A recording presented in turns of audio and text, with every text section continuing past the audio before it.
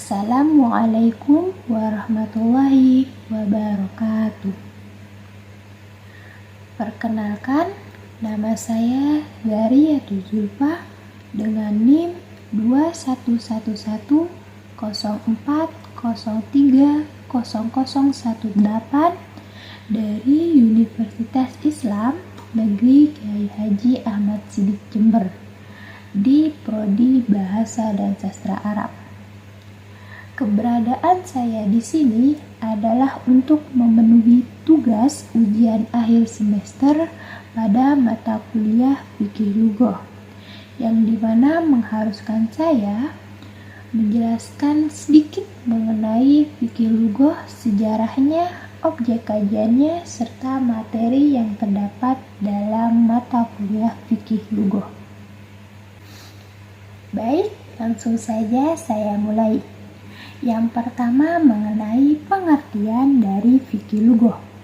Istilah fikih lughah terdiri dari dua suku kata, yakni fikih yang secara etimologi berarti memahami atau mengetahui sesuatu, dan yang kedua adalah al-lughah yang didefinisikan oleh Ibnu Jinni sebagai bunyi yang digunakan oleh suatu kaum untuk mengungkapkan maksud mereka.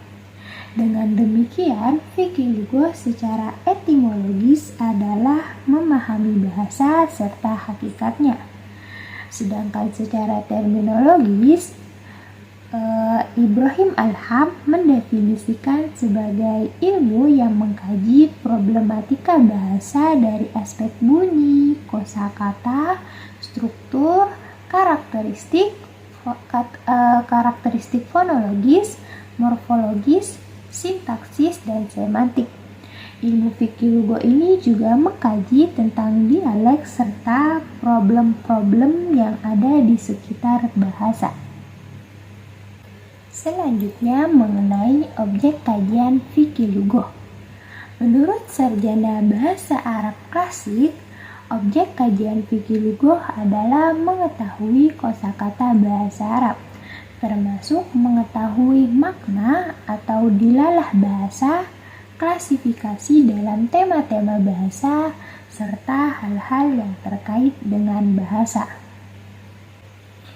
Adapun menurut sarjana bahasa modern, objek kajian fikih lughah adalah masalah-masalah yang berkaitan dengan bahasa, yaitu perkembangan bahasa manusia, gesekan antara satu bahasa dengan bahasa yang lain, perkembangan bahasa fusha atau standar, serta dialek-dialeknya. Kajian bunyi bahasa, struktur, serta semantiknya, baik secara historis komparatif maupun deskriptif. Juga pula mengkaji sintaksis atau nahwu, serta stilistika, yakni uslub baik prosa maupun puisi. Setelah mengetahui pengertian dan objek kajian fikih lughah, kali ini saya akan menceritakan sedikit sejarah singkat mengenai fikih lughah. Sejarah fikih lughah terbagi menjadi 3 fase. Yang pertama adalah fase klasik 1 atau yang disebut dengan perintisan. Fase ini merupakan fase perintisan pertama yang dimulai sejak abad 2 Hijriah. Motif yang mendorong penyusunan fikih lughah adalah munculnya lan atau kesalahan berbahasa di kalangan masyarakat Arab akibat interaksi mereka dengan masyarakat luar. Aktivitas ilmiah pertama yang dilakukan para ulama adalah mengumpulkan data-data kebahasaan dari masyarakat Arab dalaman yang bahasa Arabnya dianggap masih murni. Kemudian para ulama mengkodifikasinya dalam bentuk kamus, buku qawaid Arab, dan tafsir Al-Quran. Yang kedua adalah fase klasik 2, yakni kelahiran dan pertumbuhan. Fase ini dimulai sejak abad ke-4 Hijriah. Pada fase ini, fikih lughah muncul sebagai suatu subkajian bahasa yang independen, yakni tidak lagi menempel pada kajian lain sebagaimana pada fase yang sebelumnya, yakni fase perintisan. Karya-karya yang muncul pada fase ini adalah kamus-kamus bahasa Arab, kitab-kitab qiraat Al-Quran, nahwu, shorof, aswad, dan sebagainya. Dan yang terakhir adalah fase modern, yakni fase pengembangan. Fase ini baru dimulai pada abad ke-14 Hijriah. Pada fase ini, fikih lughah telah dipengaruhi oleh linguistik Arab. Di antara pengaruhnya adalah yang pertama, sistematika pembahasan fikih lughah yang dibagi menjadi 4, yakni fonologi atau aswad, morfologi atau shorof, sintaksis atau nahwu, dan semantik atau dilalah. Serta pengaruh yang kedua adalah pembagian kajian linguistik menjadi deskriptif dan historis. Karya-karya pada fase modern ini ada yang murni menggunakan teori serta metode linguistik barat atau modern, dan ada juga yang menggabungkan antara teori dan metode kebahasaan barat dengan timur, yakni Arab. Dan selanjutnya, apa sih perbedaan fikih lughah dengan filologi? Filologi berasal dari bahasa Inggris yang terdiri dari 2 kata, yaitu philos yang artinya kebenaran atau kecintaan, dan kata yang kedua adalah logos yang artinya kalam. Dan secara terminologi, Mario Pei mendefinisikan filologi ialah suatu ilmu yang mengkaji bukan hanya studi bahasa, tetapi mencakup kajiannya dengan kebudayaan, sejarah, dan kesusastraan. Peristilahan filologi disamakan dengan fikih lughah karena kajian atau objek bahasannya itu sama, yakni bahasa. Hanya saja istilah filologi digunakan oleh pakar bahasa barat, sebagaimana literatur Arab pada umumnya bila menggunakan kata fikih lughah, maka pakar bahasa barat tersebut memberi padanan kata dengan filologi. Dan yang terakhir adalah mengenai materi yang terdapat pada mata kuliah fikih lughah. Salah satunya yakni tulisan Arab atau khat al-Arabi. Yang pertama, saya akan menjelaskan atau menceritakan sedikit mengenai asal-usul singkat khat al-Arabi. Mayoritas ahli bahasa saat ini sepakat bahwa orang-orang Venesia adalah orang Semit yang tinggal di pesisir yang terbentang antara kota Al-Laliqiyah Utara dan kota Angka Selatan.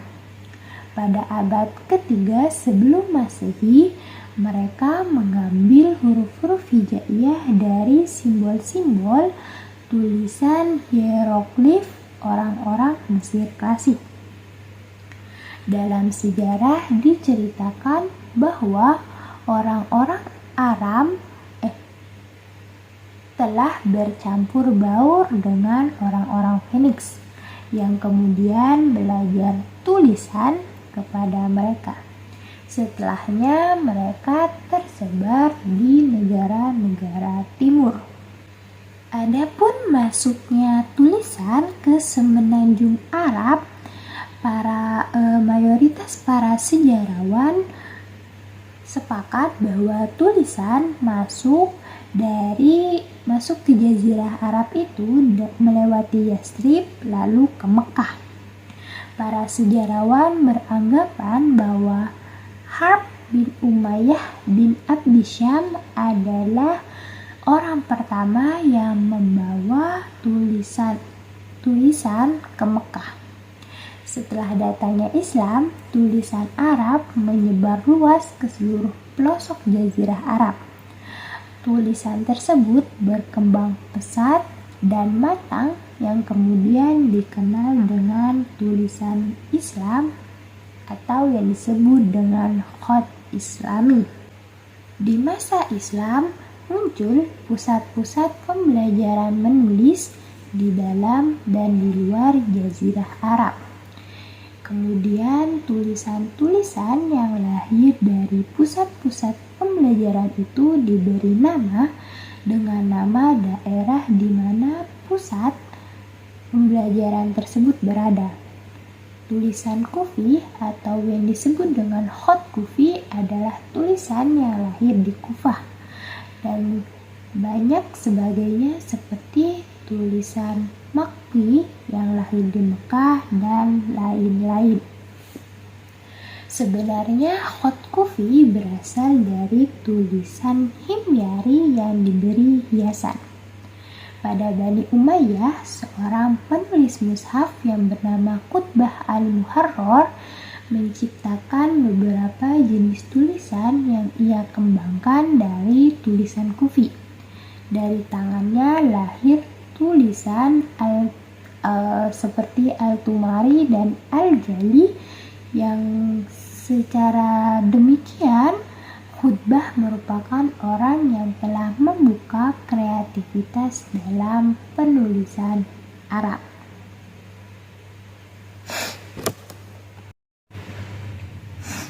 Dan pada Bani Abbasiyah, seorang menteri yang bernama Abu Ali Muhammad bin Muqlah menyempurnakan tulisan yang diciptakan Qutbah dengan mengubah tulisan Kufi ke bentuk yang sekarang kita kenal. Abu Ali dianggap orang yang memodifikasi huruf Arab serta meletakkan kaidah-kaidah penulisannya. Selanjutnya mengenai problematika tulisan Arab. Tulisan Arab pun mempunyai sejumlah kelemahan maupun kekurangan di dalamnya. Yang pertama, tulisan Arab tidak memiliki huruf-huruf vokal yang pendek. Dalam sistem tulisan Arab terdapat 3 vokal, yakni fathah, kasroh, dhammah. Ketiganya merupakan sesuatu yang terpisah dari tulisan. Dengan demikian, cara penulisan tulisan Arab terbagi 2. Ada yang berharokat dan ada pula yang tidak berharokat, yang dimana masing-masing dari cara penulisan tersebut mempunyai kesulitan. Tulisan tanpa harokat dengan kesulitannya dalam membaca, dan tulisan dengan harokat yang menuntut usaha yang cukup keras karena posisinya terpisah dari huruf. Kekurangan yang kedua adalah tulisan Arab memiliki beragam bentuk tulisan untuk satu huruf. Kekurangan yang ketiga adalah bentuk-bentuk huruf yang saling berdekatan yang hanya dibedakan dengan titik. Dan selain 3 kekurangan yang saya sebutkan tadi, itu masih ada banyak lagi kekurangan-kekurangan dalam tulisan Arab. Namun hanya 3 tersebut yang dapat saya jelaskan. Demikian penjelasan singkat saya mengenai fikih lughah dan materi yang terdapat dalam fikih lughah. Saya pribadi mohon maaf apabila ada kesalahan dalam berbicara maupun kesalahan dalam penyampaian materi dan materi yang disampaikan. Karena saya sendiri masih dalam tahap belajar. Baik, saya cukupkan sampai di sini. Wabillahi taufiq wal hidayah. Wassalamualaikum warahmatullahi wabarakatuh.